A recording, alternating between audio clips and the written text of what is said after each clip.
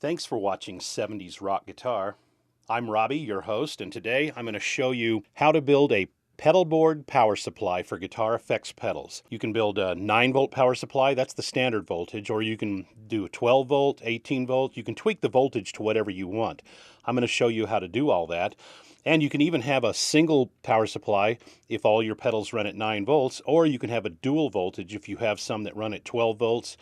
Or some pedals even will allow you to run up to 18 volts. And you can build this power supply in single or dual voltage. By the time I'm through, you'll understand how to do that. Now, this is what the power supply looks like. I'm going to power it up. Okay, now you can see there's an indicator light, and then there's a couple of other indicator lights that show the separate voltages that are going on. And now I'm just going to bring my pedal board into view, and we'll look at this thing. This is my pedal board. This is one I built for a particular gig, and it's got the effects on it I need for that gig. All of these pedals run on 9 volts, except for this one, which runs on 12. And so I needed 2 voltages. So what I've done is this. I've got this power supply set up so that it's got 2 voltages coming out of it, and one of them is clearly marked 12 volts, so I don't mix them up. And now all of my pedals are powered. I can obviously just turn on whichever ones I need, and they all run on 9 volts except for this particular wire right here goes through and it goes only to this pedal. Then this pedal is set up for 12 volts. And so there you have it. You can run a pedal board with multiple voltages if you want. And just real quickly, the way I've done that is this power supply has 2 separate regulator boards on it, and each one of them is tweaked to a particular voltage. And then I'll show you exactly how to do all that. So let's get started. Now, this is the finished product. It has a power cord that is detachable, and it's just a regular old 2-prong power cord. And then it has a laptop power supply that I got from eBay. I'll show more about that later. I put hot glue feet on the bottom of it just for the heck of it. It's kind of a hot glue mess, but this is how I built mine. You can clean yours up if you want. I did mine just for practical purposes. The output of the power supply for laptop is this wire right here, and I've stripped it out so it's got the red and black showing, and then they are soldered onto this little regulator board, and then the output of the regulator board is soldered to a little connector that goes to pedals. Let's talk about the economics of this project for a moment. How much does it cost to build this power supply that you can use to power a guitar effects pedal or several of them? All right, first of all, the laptop power supply was only $6.50 at eBay. And then on eBay also were these regulating power supply boards. They called them buck adjustable step down, but they're basically just step down regulator boards. And those were only $1.50 each the way I bought them. They might be a couple of bucks, but still we're only looking at $8 so far. Now, if you want to power several effects, obviously you're going to have to be able to distribute it to several jacks. I've got this cord. Basically, the output of this can power one pedal, or I can take this cord and simply connect it like this, and now I've got 1, 2, 3, 4. I think there used to be 5 on this, but I think I cut one of them off to use for something else. So how much does it cost to get that stuff? Well, to get this cord that comes out of the end right here, it's going to cost about, you go to Godlike. Let's just talk about the daisy chain cord first. You go to Godlike Distributing, and you can get the daisy chain cable with the female that loops over to 5 male connectors, and you can get those in straight, or as I did, you can get them in angled connectors, and that was $7.50. So now we're still only looking at about $15.50, I guess. And then you'll also need at least one of these type of leads, because basically the output of your power supply is going to have a cable connected to it. And so you're going to have to get one of these and cut it, which I'll show you how to do later. And those are $3. We're still under $20 on this project, plus your time and labor. But remember, every time you're working on something like this, you're learning. So under $20 is the amount for the parts to build this thing. Now, I'm going to plug this thing in, and you will see there's a green light that shows that the laptop power supply is on, and then there's a red light on the corner of this board that shows that it's working too. Here we go. Okay, there it is. Now, I know that light is kind of crazy bright there. All right, so I'm just going to cover that up with my finger. Good heavens, it's x-raying my finger. Okay, we have a indicator light that shows that the power is on the laptop power supply, and then we have an indicator light that shows that this regulator board is working. We have the input coming in over here, 110 volts, and then we have the output, 9 volts here. I'm going to demonstrate that right quick just with a volt-ohm meter. Okay, I've got the volt-ohm meter in place, and now I'm going to take the negative probe and put it in the center of this thing. And then I'm going to take the positive probe and put it on the barrel. To me, that's backwards, but somebody decided that was the way to do it a long time ago. The outside barrel is hot, the positive connection, and the inside is negative. So let's look, and we see that it reads 9.40. Now, I've got this dialed in to 9.4 volts because most effects can handle that extra half a volt. Most effects can go up to 10 volts, maybe a little bit beyond. I know some of them will shut down when you start hitting 12 volts, but 9.4 is just a good, nice, just a little bit on the high side voltage. All right, now this will power up to 5, at least 5. I know I've hooked it up to 5 effects before. I'm going to go ahead and hook it up to this one, and we're going to see it comes on there. All right, so we have the finished product here, and I'm trying to think if there's anything else I need to tell about it. Now, I've mentioned that I've just hot glued this together. There's lots of ways to clean that up and make it prettier, but this one works perfectly, and so here we go. I'm going to start with showing you just some of the tools you might need. Pair of needle nose pliers is nice. Mine are kind of rusty. There's another pair of, oh, I'm sorry, that's a pair of cutters.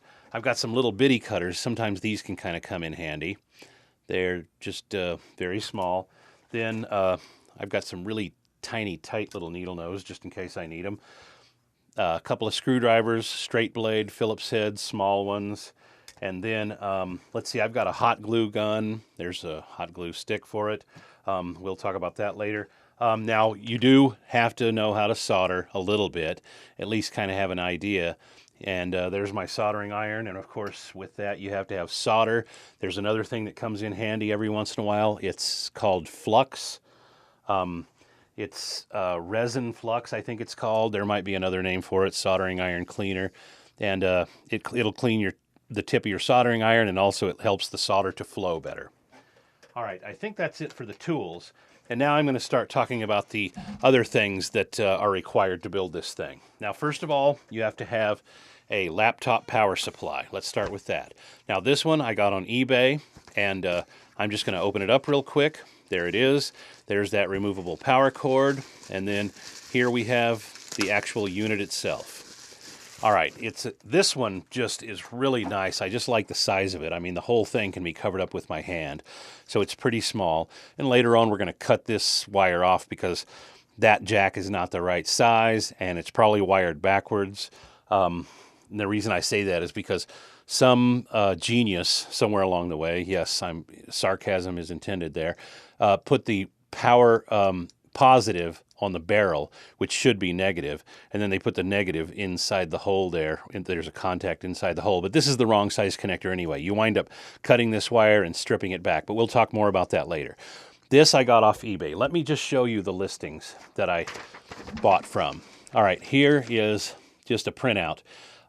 You see right there, 18.5 volts. And let me just make a note really clearly here. The voltage output of the laptop power supply has to be at least like 12 volts, let's say. Because if you're going to regulate 9 volts, regulators regulate down. It even says here, look, step down power supply. Most regulator boards need a couple of extra volts, and then they can regulate down from there. They cannot regulate up. There are boards that can do that, that can step up the voltage, but we're not messing with those right now. We're just talking about step downs. So you need a laptop power supply, and this one was for HP or Compaq or whatever. And but just the main thing you're looking for is it has to be at least 12 volts, and the more amperage you can get, that A is for amps, 3.5 amps.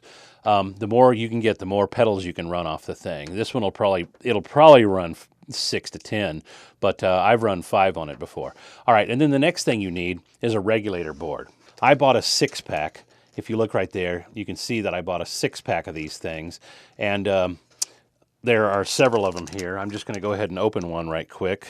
So here's the regulator board, and it's got, it even says on the back, you know, you start over here with an input, plus and minus, and then it goes through. They've even got an arrow on the back, which I think is kind of funny. And then there's the output, just so you don't get it backwards, I guess. But I think it says on the board, okay, it says in plus and in minus. And then over here on the other side, it says out plus and out minus. You can see that over here on this side.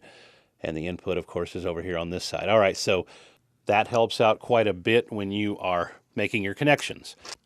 What I wound up doing is hot gluing that circuit board to the top of this. The output wire from the power supply, which is over here, that I had to cut and strip, I kind of hot glued it, I think, along the top. Well, I don't have my other one here right now.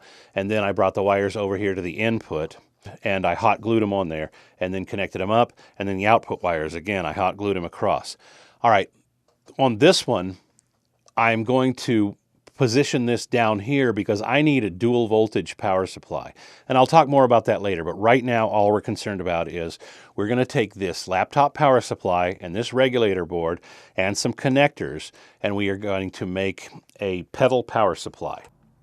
Just a quick note, I've decided that there's no need for a separate video to show how to build a dual voltage power supply, when all that's really needed is just the installation of a second voltage regulator board with the corresponding output wire so that it can be wired out to the whatever pedal needs that second voltage. Since that's all that's required, at the end of this video you will find a segment on how I did that. There's not much to it once you know how to build the first part. Here are some other things that might be needed. Now, the company that sells these, well, let me just show you what I'm talking about first. You can get a daisy chain of this one. You would plug the output of the power supply into this. Well, I'll just use the other one since it's right here. You would plug the output of the power supply into this, and then it produces 1, 2, 3. It's just a daisy chain. 4. This one's 4. You can get them with 5 or whatever. And the place you get them is this place called Godlike. The company is called Godlike, and you can go to godlike.com. I'm sure you could probably find them someplace else, but this company sells all different kinds and configurations. You can see this one's got a male straight and a male right angle 90 degree on it. This one has a female that you can plug the male into if you ever need to do that, and it's got a 9-volt battery clip. They've just got all kinds of stuff that you can adapt. All right, so you will need at least one segment like this because your output has to go to that jack right there. And so you'll need at least one of their products that has one of these type male connectors on it and a length of wire for at least, say 4 or 5 inches. So you can come out of the output of this thing. All right, let's continue. Okay, we're going to begin with the laptop power supply. Now, the first thing we have to do is get this cord stretched out so we can cut it. I know that seems counterintuitive, but we have to cut it. Now, we want to make sure we can go all the way across this thing and come around like this. It doesn't have to be this long, but you never want to cut it too short. So I'm going to cut it a little on the long side, and then we're going to just strip the thing. Okay, there's a lot of ways to strip this wire, but the best way is with a pair of wire strippers. Now, this wire stripper has several sized holes, and none of them are really quite the right size. So basically, I'm going to just score the wire. That means I'm just going to squeeze just a little bit and kind of turn the wire as I'm kind of pinching. If you do this wrong, you could cut in too deep. What you're trying to do is cut in just enough to where you can get that outer sheath off. All you want to get off is the plastic. You might want to practice on some of that extra cord that you had left over from a minute ago when you cut it off. So I'm going to do just that for a moment. I'm going to take the piece of wire that I cut off with the laptop connector on it, And I'm just going to take this piece of wire and just practice, just so I don't mess my main wire up. Now I'm using the largest set of holes here, and I'm just trying to score the wire. That means just make a cut that's just deep enough to get through the outer sheathing. And I'm just sort of nibbling on it as I turn the wire so I can score all the way around, and then I'm going to squeeze just a little bit and pull. And there it goes. And so I've stripped it down to the black and white wires, and it looks like I've done it right where I haven't nicked them. You don't want to go too deep. So no matter whether you use a knife or an X-Acto or a razor, whatever you use, you want to keep from cutting in too deep and messing up those wires. All right, let's go back to the original. Okay, the next thing I'm going to do is I'm going to hot glue this wire along the side of the power supply, and then I'm going to hot glue it along the edge too. Now, of course, you want to stay away from the power connection, but so maybe it would be better just to wrap it across the top. It's okay to leave a little loop down here. As a matter of fact, later on it becomes a good idea. I don't know if you noticed on that other one, but when I had this wire coming from the output, the wire that has the connector on it, I threaded it through that like that, and then I sort of hot glued it together so it makes a strain relief. It makes it so that if something jerks on this cord, and however much length of wire you have, however much you want sticking out there, you can have it. I would do at least 2 or 3 inches, but maybe even a foot if you can get it. But I just hot glued that together for strain relief purposes. I have hot glued the wire onto the side of this thing. And I've also put the little feet on there. I just put hot glue feet on each of the corners. And then to avoid the connector right there, I hot glued the wire in just kind of an arc across here. The wire is basically encased in hot glue, which means that it's just very strong. If you ever dropped it and it landed on that, it's not going to mess anything up. All right, let's keep going. Now, these 2 wires have to connect to our circuit board, and the circuit board is going to be mounted on here. Now, if I was only doing one circuit board, like I did on that other power supply, all I needed was 9 volts, and so I put it kind of in the middle. But I'm going to put this one down low. The reason is because I actually have one effect that runs at 12 volts. And remember, these are adjustable. If you get a small screwdriver, you can adjust the voltage by turning this little screw. It doesn't just turn a little bit, it turns several times around. And you can slowly tweak the voltage. This power supply puts out 18.5, I think, so you could probably get this thing to go up to 16 or 17 volts, but of course you don't want to run any effect at that voltage. Okay, now, this is going to be mounted down here, because later on I'm going to be mounting another one, because I have a 12 volt. I have one effect that runs at 12 volts, and so later I'm going to do that. But for this project, we're just doing 9 volts. I'm just telling you why I'm mounting it down low. The next step is to strip these wires and to get them so that they can be connected to these 2 points on this circuit board. Now, I'm just going to go ahead and do that. Because I don't need a whole lot of length here, and I don't want to have to strip a whole bunch, just remember never to cut a wire way too short. I'm just going to cut it right here, which is plenty of length. That gives me a little bit of extra. And then here, I'm giving plenty of length also, so I have extra. It's always a good idea to have some kind of strain relief on your wire so you don't yank it out of the super glue or you don't hurt anything. And so I'm going to hold it with a pair of needle nose pliers while I strip the wire. And it's also important to pick the right size here. Pick the biggest size that will strip the wire, basically. The biggest size that's just a little bit smaller than the plastic. Here we go. Okay, that did it. All right, it's always a good idea to take these stranded wires and twist them immediately. Once you've cut them, just immediately twist them. And I'm going to show you something else that you need to do to them in a moment. Right now I'm going to strip the red wire, though. Here we go. And then I'm going to twist that. And now I'm going to do something important. I'm going to make absolutely sure that I have the polarity correct. Almost always, black is going to be negative and red is going to be positive. But it's always a good idea to check. So I'm going to take the power cord and I'm going to, I'm just going to cut the wire for the sake of speed. And then I'm going to connect this here. And then I'm going to plug it in. Hopefully our green light's going to come on. There it goes. Now I'm going to take my meter. I am going to check these wires. Now black goes to black, red goes to red, and we have positive voltage at 19.89. And just to show you what would happen if things were backwards, I'm going to put black to red and red to black. The meter shows a negative 19.86. So we know the polarity is correct. Black to black and red to red. Black is negative, red is positive, and we have positive voltage, and so we're good to go. All right, now, the next thing we're going to do is tin these wires, T-I-N. The process is called tinning, T-I-N-N-I-N-G. And I'm going to do that right now. I'm going to clean my soldering iron with this stuff.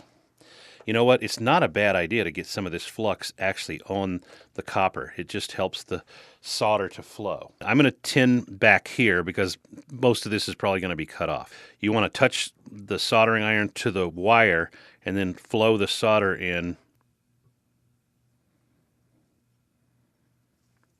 All right, same thing on the other wire. I was having trouble with the soldering iron. I couldn't get the leads to tin.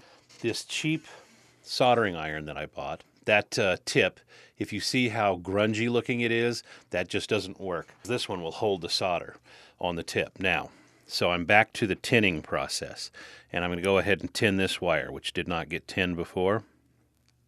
You heat the wire, and the solder just flows through it, just like that. It just flows down into those fibers. That's exactly how it's supposed to work right there. Now, that looks right. So at this point, I'm going to cut these down pretty short. I don't want very much exposed solder right there. That's about all I need, really not even that much. And then what I'm going to do is take needle nose pliers, and I'm going to make a bend in that. The circuit board has a little hole in it. Let's just see if it's big enough for the wire to go through. And thankfully it is. All right, I think I'm going to bend that just a little closer, right down next to where the insulation is. And then I'm going to cut this off. You don't want a lot sticking out of the back side of the circuit board. You just want it to go through the circuit board just a little bit, like that right there. I'm going to put this towel down so that I'm not soldering right on top of that plastic. If you do it right, you heat up the joint and you flow the solder into the joint. Okay.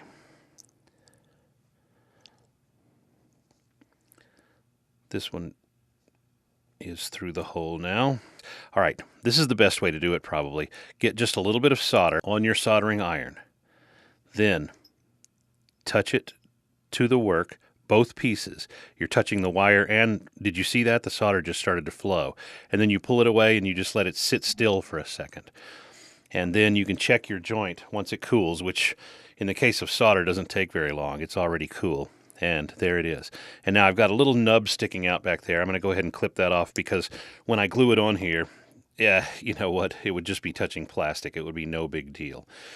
Now, I'm going to plug this thing in again, and this time, if I've done everything right, the light on the circuit board is going to come on. So here we go. Takes a few seconds. Okay, now, the light is on, indicating that the power supply is on, the laptop power supply, and then we've got this connected, and now we've got a bright red light. So now we're good. So now all we have to do is connect the output. So let's move on to that.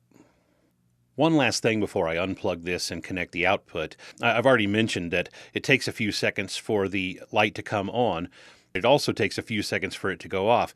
Those same capacitors that are charging inside the unit that take a few seconds to get to full voltage so everything is on, they also take a few seconds to drain. Watch this. I'm going to disconnect the power. 1001, 1002, 1003, 1004. We got almost 4 seconds of LED light. That's kind of funny. All right, now we're going to connect the output. I use these wires from this company called Godlike, and I've already kind of mostly opened this one up. Now this one has a straight barrel connector and a right angle connector. I'm going to use the right angle connector later. So for this project, all I need is the straight connector, and I just need to strip this wire, cut it and strip it. Now I don't care if there's a whole lot sticking out here. So I'm just going to leave a few inches. So really I'm going to cut it off right there and then get to work. And I can use this other connector later, which I'm going to. I need to strip this using these and trying to use the largest hole that we can that will still pull those off. And now I've stripped it out and I've got red and black. There's something that I really need to stress to you here. Red is positive and black is negative. We saw that before. However, because somebody somewhere along the line decided, as I've mentioned before, to make the outside of this positive, which is normally negative, and the inside, they've made it negative, which is normally positive. So this is backwards. This is wired correctly for any other device, but because pedals use a backwards power supply for whatever silly reason, this is going to go the opposite. Red was positive and black was negative. Well, now the positive is going to go to black because that's the barrel, and the negative is going to go to red, which is the inside. Just for whatever reason, that's the way they decided to wire things. Let me just make sure I said that right. Black, positive goes to black, which is the barrel, the outside, and then negative goes to red, which goes to the inside of that hole, just to make it clear. All right, I'm going to go ahead and strip these out and get them ready to solder. I'm just going to show a little trick here. If you're using wire strippers like this and you try to strip it and it doesn't seem to want to strip no matter what you do, sometimes you can do this. You can turn them sideways like this. Just give them an angle and then pull, and then it'll strip it. And again, you want to twist those stranded ends together and tin them, which I'll be tinning them in a minute.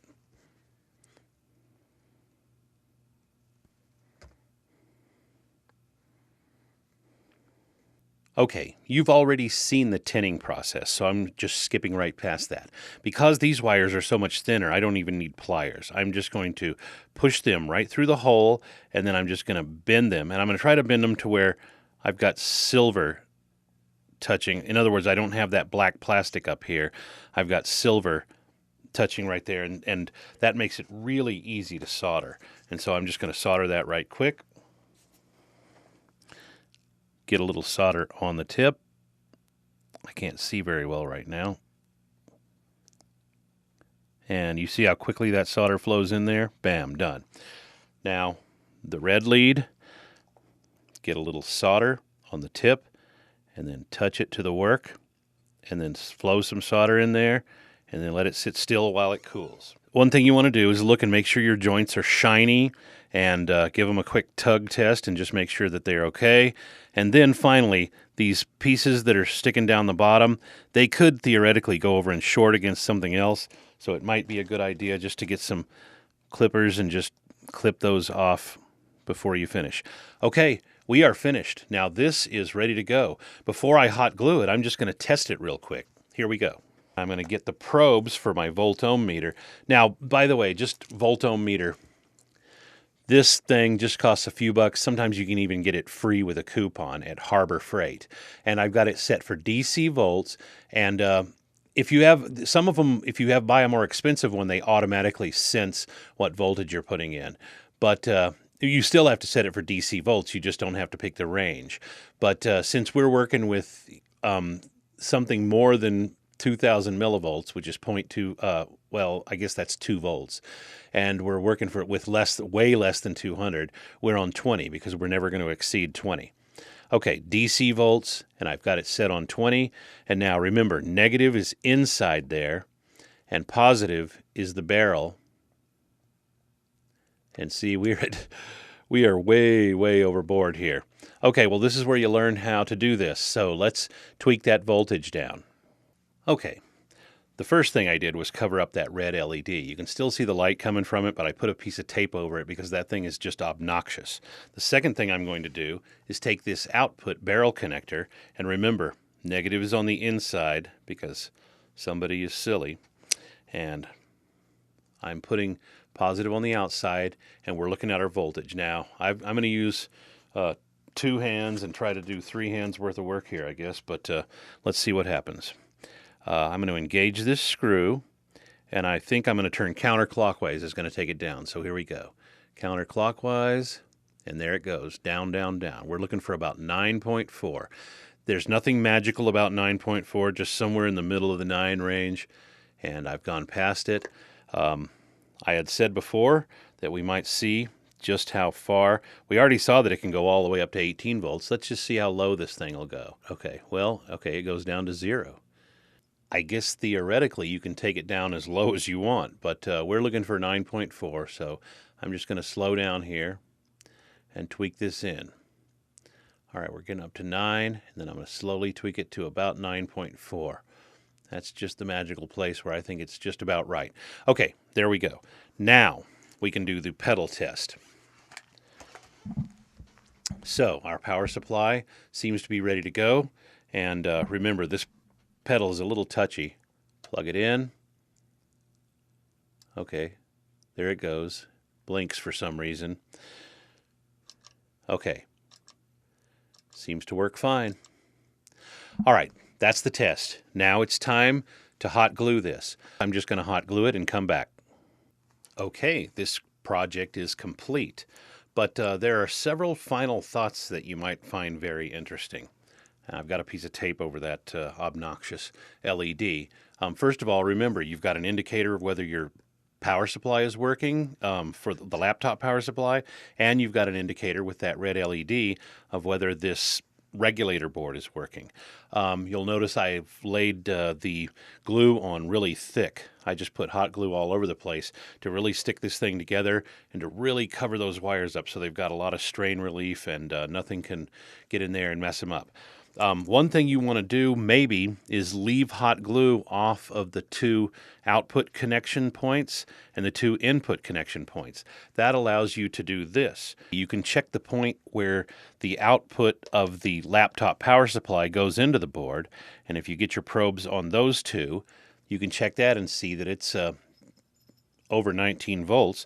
And then if you come over here to these others, you can check your voltage going out and see that it's at about 9.4.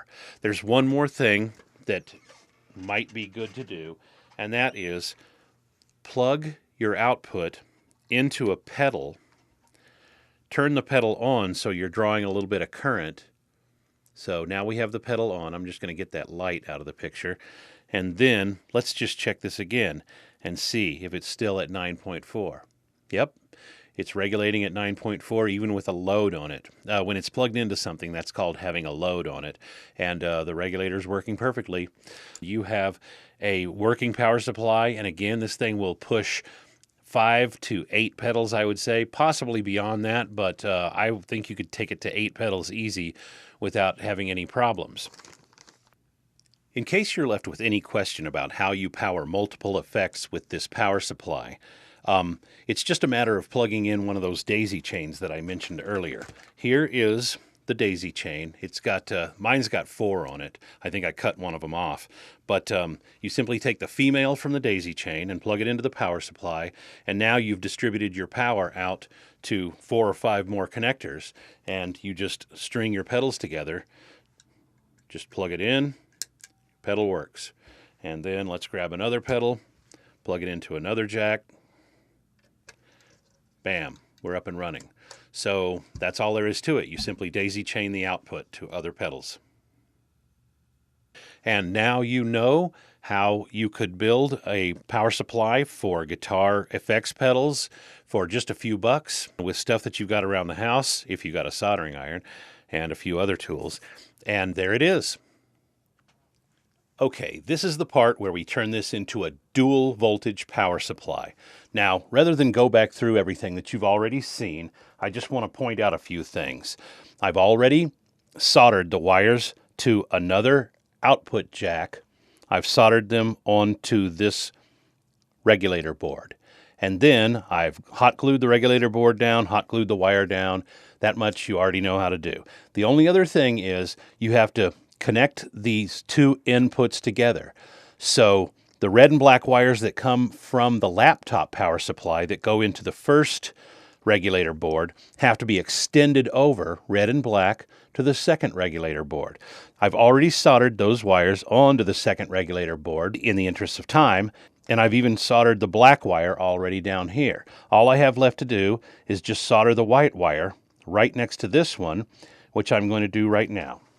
I'm putting some solder on the tip so it can flow into things. If you already have solder on the tip of the soldering iron, then when you come down to do a job like this, the solder just flows off the soldering iron and into your work. And it's that quick. So I have soldered those 2 together, and now I'll just hot glue these wires down that connect the 2 boards. But let's just check and make sure that everything works right. I am going to go ahead and plug this thing in, and I'm going to get two lights. One of them I've covered with a piece of tape, but the other one is there in all of its obnoxious glory. I'm going to tape that up and we'll come back. Okay, I've put a piece of tape over that LED so that it's not so obnoxious, but we can still see that that regulator board is working. Now let me remind you of something really quickly. Again, I say, normally positive would be on the inside and negative would be on the barrel, but for whatever reason, somewhere along the line, somebody decided that it was better to have positive on the outside and negative on the inside. I disagree with that, but that's the way it is. For that reason, you have to hook up the red and black backwards. Red goes to the top, positive, and black goes to the bottom, going on the input. But coming out of the output, you have to hook red to negative and black to positive to make that barrel connector come out right. Do not forget that, or your polarity will be backwards and the pedal won't work. All right, here's what I've decided. The top regulator, which goes to the L-shaped connector, the 90-degree connector, I want that to be 9 volts. And then the bottom connector, which is straight, I want that to be 12 volts. So I'm going to get out the volt ohm meter, and I'm going to take this output, and remember, black goes to center, red goes to the barrel, the outside sleeve, it's also called, and I'm going to tweak this top connector to 9 volts. All right, we're in the 9.4 range there. There we go. Okay, so now I've got my 9 volts, and now I'm going to come down here and do the same thing. And this one, the straight connector, I want it at 12 volts. I had it at 9 before, but now I'm going to tweak it up to 12. Okay, I'm going to tweak it up to 12 and a half approximately for the same reasons I've already mentioned. Okay, here we go. Coming up to about 12.4 something. I'm going to push it close to 12.5. There we go, close enough. All right, so now we have our 9-volt connector and our 12-volt connector, and my pedal board has pedals that run on 9 volts except for one. It's supposed to run at 12. And so I've decided to build this dual power supply so that I can send 9 volts to all the pedals that need that, and then 12 volts I'll send to the one. Okay, so now you know how to build a 9-volt power supply, and then by adding a second regulator board and a second connector, you can tweak in another voltage. There are some pedals that actually have headroom voltages, I think is one of the things they call it, that can actually run up to 18 volts, and so you could tweak it up to 15, 16, whatever, to run those higher voltage pedals. But this one is 9 volts and 12 volts. Okay, well that's it for the dual voltage segment, how to add a second voltage to your power supply via a second regulator board and a second connector. Thanks for watching 70s Rock Guitar.